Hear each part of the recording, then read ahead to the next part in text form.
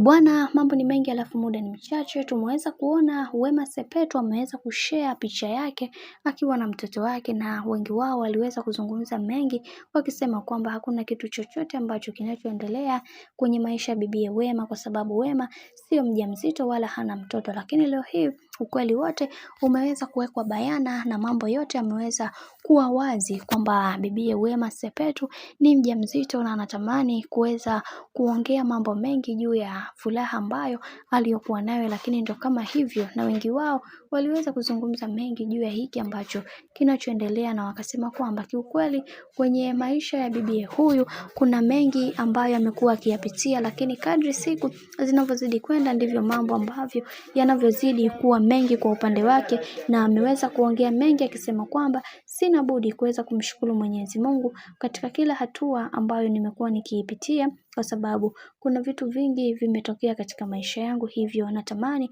kuweza kuzungumza mengi juu ya hivi ambavyo vinavyoendelea. Na wengi wao waliweza kuongea mengi na wakasema kwamba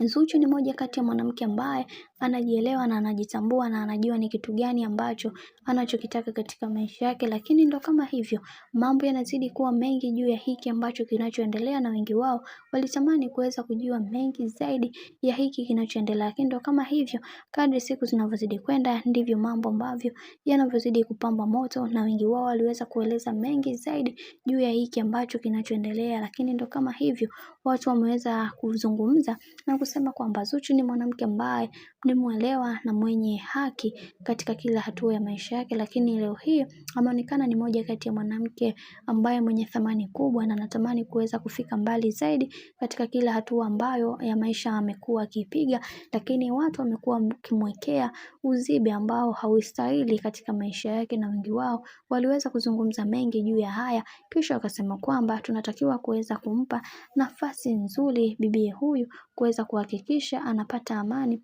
na furaha katika maisha yake, kwani hiki ambacho kinachoendelea sasa ni kumfanya aweze kujihisi mtu ambaye hana thamani. Lakini tumeweza kuona pia hata Wema Sepetu naye hili jambo aliweza kulizungumzia hivyo hivyo, akasema kwamba kiukweli wacha tuone, kwa sababu mimi pia nimekuwa moja kati ya mtu ambaye naumizwa sana na hili jambo, kwa sababu mara zote natamani kuweza kuona Zuchu naye akiwa katika hali nzuri, akiwa na amani na furaha katika maisha yake, lakini ndo kama hivyo mambo yanazidi kuwa mengi juu ya haya yote ambayo yanayoendelea kwa sasa.